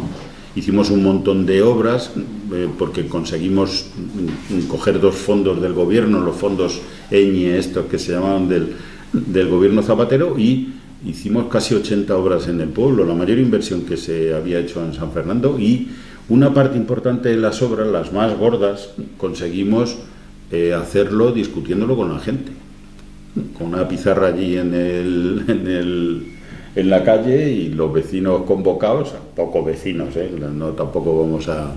pero los vecinos opinando sobre aquello con los técnicos, y bueno, pues fue una experiencia interesante. Y nos lanzamos a la rehabilitación del centro, ya lo había iniciado Monse, el plan general que se había hecho con Monse era francamente muy bueno,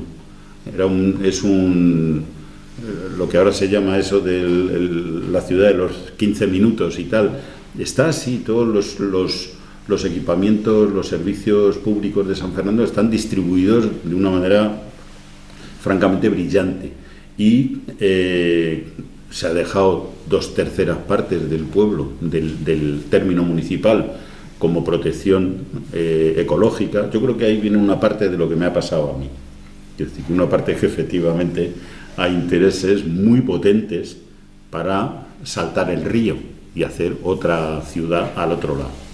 Y eso es mucho dinero, muchísimo dinero. Como hemos visto ahora en operaciones como la de Chamartín o tal, cuando entra, eso son palabras mayores. Cuando entras en los miles de millones de plusvalía, pues entra en palabras mayores.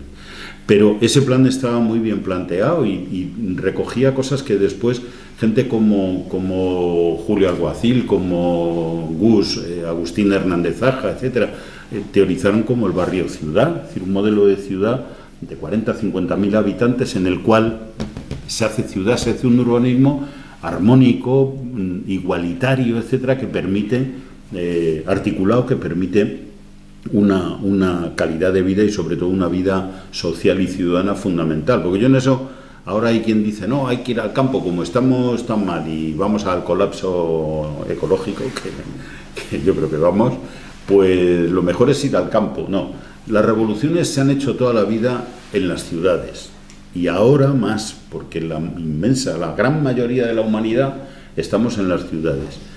Es clave el urbanismo. Dentro de eso no es solo el urbanismo, pero es clave, es una batalla. Las ciudades son el producto de la lucha de clases, entre comillas, en términos muy duros, que ha habido a lo largo del tiempo. Tú puedes ver perfectamente en San Fernando dónde están y qué equipamientos hay, porque todos se han sacado con peleas, con manifestaciones, con broncas, con cartas, con no sé qué, con mucho lío, y con un ayuntamiento que siempre ha sido muy de izquierdas y muy peleón, siempre con los vecinos peleando con eso.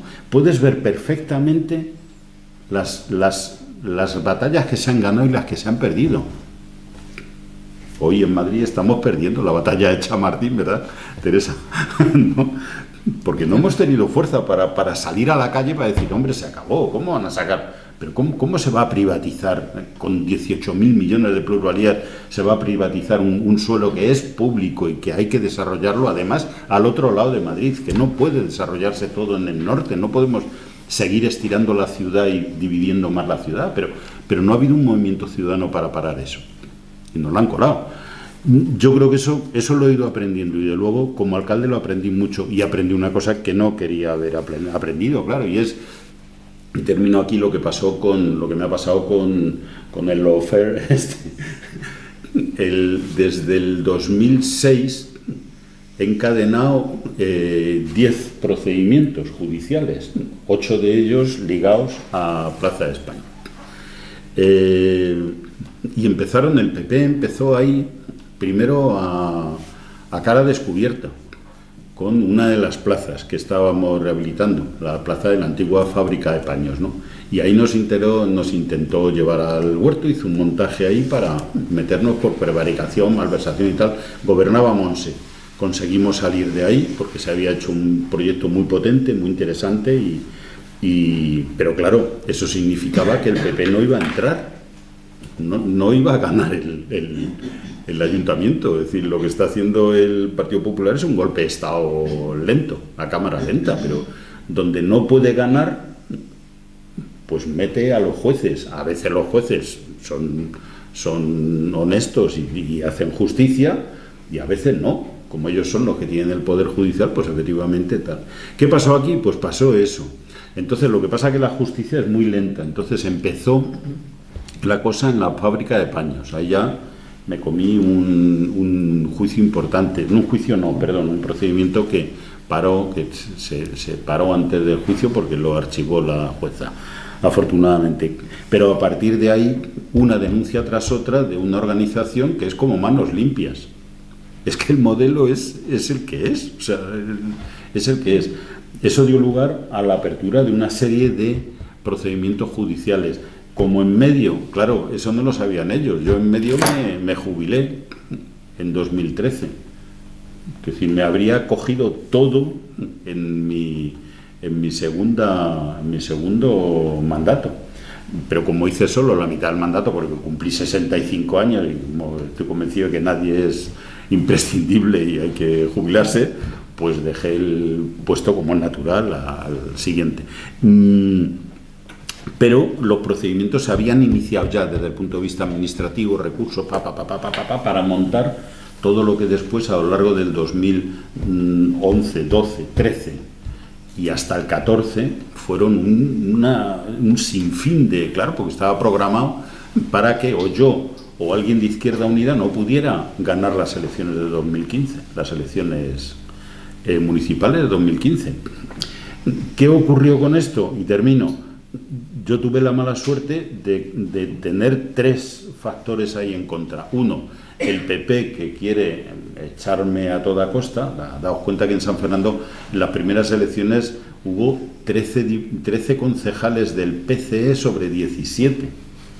Es decir, se hacían plenos, se llegaron a hacer plenos en la Plaza de España, en un estrado, delante de... Yo he visto la foto, cientos de personas, o sea, tal. Entonces, claro, la derecha, pues está que rabia desde siempre, claro, no puede. Esa es una cosa, la derecha está que rabia e intenta por todas las vías hacerse con el poder, sobre la base, en este caso, pues de llevarme a los tribunales todo lo que, por todas partes, mintiendo, de todo. 2, viene la crisis inmobiliaria, entonces nos encontramos con que varias cosas. Una, cuesta más, tiene más valor las hipotecas que el valor inmobiliario de los activos inmobiliarios, que han caído como en cualquier familia, nos ocurrió. De repente el piso que podíamos tener de 180.000 euros no lo vendías en 90.000 3 años más tarde. Es decir, eso pasó en todas partes. Pero a la vez, los bancos que sí sacaron pelas fueron los únicos que sacaron dinero de toda esa crisis y tal, pero a la vez Bankia había entrado en una situación que yo no conocía, que era que la policía andaba detrás de rato. Entonces me decían que sí, ahí lo vivimos, la pobre, vamos, estuvo allí trabajando como, en fin, una maravilla. Y es verdad, pero es verdad, es decir, claro, estábamos en una situación tremenda porque no sabíamos qué pasaba. Bankia tenía aprobados los créditos para seguir adelante la obra y terminarla, pero no nos lo aprobaba el comité ejecutivo porque no se reunía la ejecutiva de Bankia y no se reunía porque andaba la policía detrás de ellos, pero eso no lo sabíamos. Entonces me vacilaron, me torearon, fui a una huelga de hambre porque me estaban toreando a mí y a los vecinos no les importó mucho, los vecinos aquellos, afectar el asunto, pero a mí me parecía que era lo lógico que un alcalde pues diera la cara por los vecinos y tal. Pero esos dos elementos, uno político y otro económico, se triplicaron con algo muy importante que pasó en ese tiempo. Y lo digo, además, lo digo en el libro, yo saludé la aparición de Podemos, a mí me parece que fue muy interesante, bueno, y todo el movimiento, obviamente, del 15M, me parece que fue muy importante. Estuve en los piquetes de la huelga anterior, de las huelgas anteriores, del 10 y del 12, porque me parece que eso era muy potente. Pero es verdad que eso en aquel contexto no cambió nada, porque eran huelgas absolutamente sindicales, mientras que el 15M cambió muchas cosas en este país y fue muy interesante. ¿Qué pasó? Que en 2013-2014 Izquierda Unida en los sondeos estaba dando el 17%, el 19% en Madrid y el 13%, si no recuerdo mal, en las europeas, que iban a ser en 2014. Entonces, aparece Podemos muy ligado a las europeas, que estuvo bien, yo lo saludé porque me parecía que era muy importante que se abriera un espacio de izquierda al que no llegábamos, Izquierda Unida, o sea que estaba muy bien, ¿no? Pero los medios de comunicación pues hicieron su política, no la de Podemos ni la nuestra. Durante un tiempo confluyeron con Podemos, sacándole a Pablo Iglesias en la casa, en la cama, en el baño, en fin, era todo el día dale que te pego, mientras que Izquierda Unida eran los malos de la película.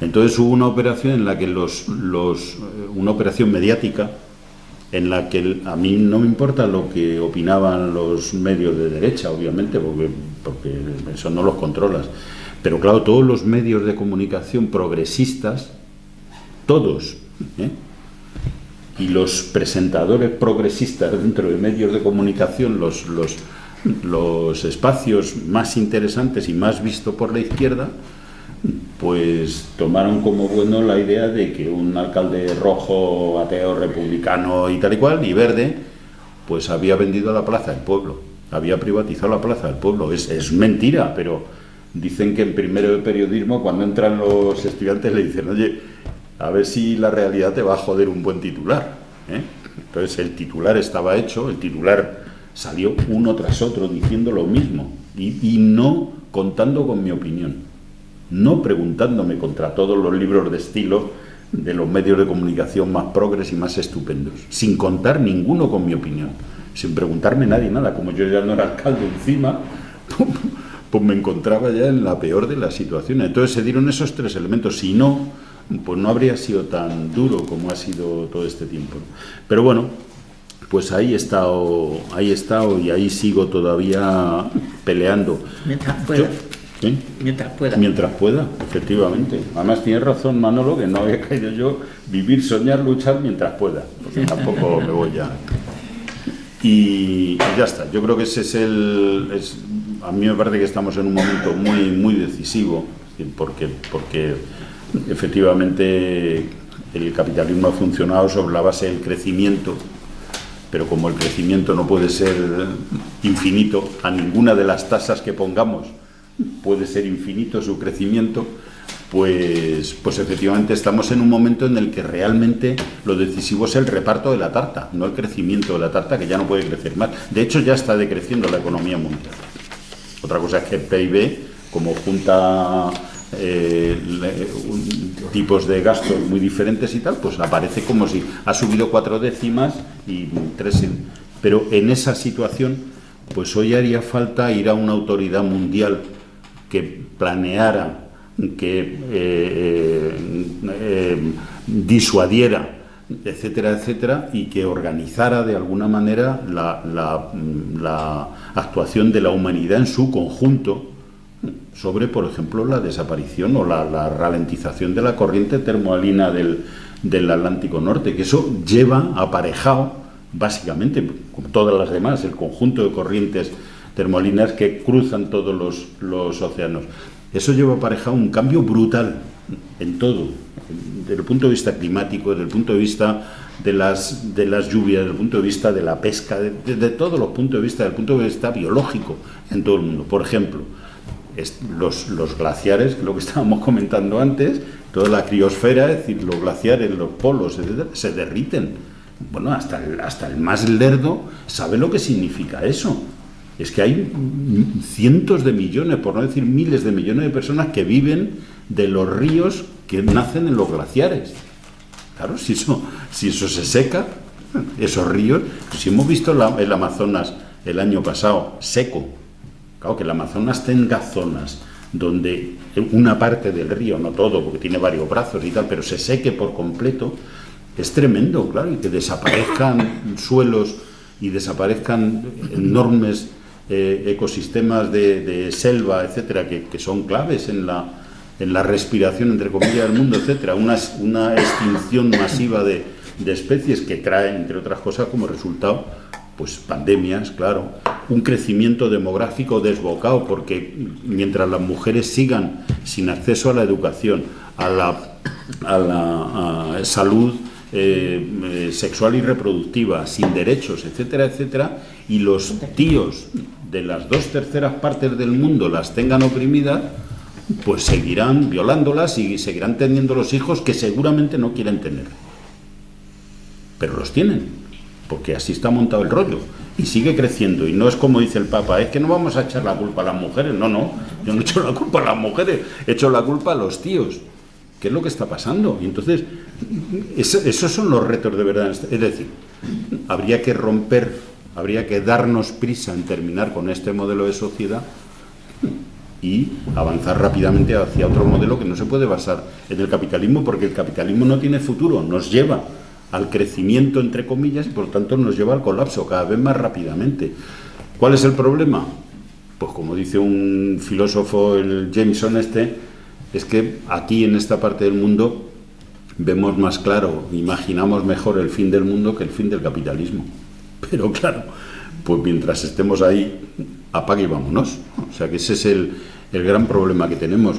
Desde ese punto de vista, pues yo creo que sigo haciendo lo que he hecho toda mi vida, ahora pues con menos energía, me voy con una sillita plegable a las manifestaciones, porque ya no está uno pero sigo haciendo lo que puedo, que creo que es lo que deberíamos hacer, porque además en esta parte, y termino, el sábado, lo he vuelto ya aquí, voy a hacer publicidad, el sábado me han invitado a presentar una ponencia al Congreso de Redes Cristianas, que es un conjunto de más de 200 organizaciones de cristianos progresistas de toda España, ¿no? Para que hable de esto. Y hay, entre otras cosas, porque yo había manifestado en algunos foros y tal, claro, algo que es evidente, y es que en esta parte del mundo, donde estamos los privilegiados, que decimos, hombre, es que somos los pobres, ya somos pobres, pero claro, el más pobre de aquí tiene más derechos, tiene derecho a la sanidad, a la educación gratuita, a comer, derechos que no tienen miles de millones de personas en el mundo, o muchísimos cientos, bueno, posiblemente miles de millones. Entonces, claro, la diferencia es tal que o entendemos que nosotros tenemos que trabajar en una determinada dirección. ¿Cuál? Pues voy a decir ejemplos radicalmente diferentes. Navantia. Van los sindicatos, hacen una huelga de clase al estilo heroico histórico para hacer fragatas para que los bestias de Arabia Saudí terminen con el pueblo yemení. Eso, vale, es una acción sindical, pero no es una acción de clase, para entendernos. Eso no va para adelante, eso va para atrás. Pero hace 2 días, Comisiones Obreras ha denunciado que en el puerto de Cartagena parece ser que viene un barco cargado de armas que va al puerto de Ashdod en Israel y que hay que plantarse allí para impedirlo. Bueno, eso es una acción de clase. Esa es una acción de futuro, porque están planteando efectivamente, y por lo tanto, acciones en las que tienen una tremenda fuerza. Y recojo una cosa que decía Berlinguer ya en el dirigente del PCI en 1976, que manda narices, tiene una enorme fuerza la moral, es decir, la ética, una ética transformadora. No es solamente los intereses inmediatos, que pueden no ser buenos, pueden no ser positivos esos intereses inmediatos porque redundan en contra de la mayoría de la humanidad. Y por lo tanto, ahí sí tiene que haber un rearme moral. Es decir, la gente que se nos rompe el corazón de ver lo que está pasando, tenemos que actuar. Tenemos que actuar, y habrá otros que no, habrá otros que seguirán queriendo fabricar y teniendo carga de trabajo no sé qué, y otros que peleen porque la operación Chamartín se pongan árboles encima de la losa de cemento porque queda bonito. Pues habrá todo eso, pero tendremos que abrir ese otro espacio ético, que además ya a estas alturas tiene que ser, como dice Richman, simbioético. Es decir, que tiene que tener en cuenta que estamos en medio de Gaia, en medio de una biosfera que tiene derechos. Es decir, no podemos destruir. Tienes que terminar. Querido amigo, tienes que terminar, pues son las Muchísimas 9:10, gracias. nos van a echar a todos de aquí. Y entonces,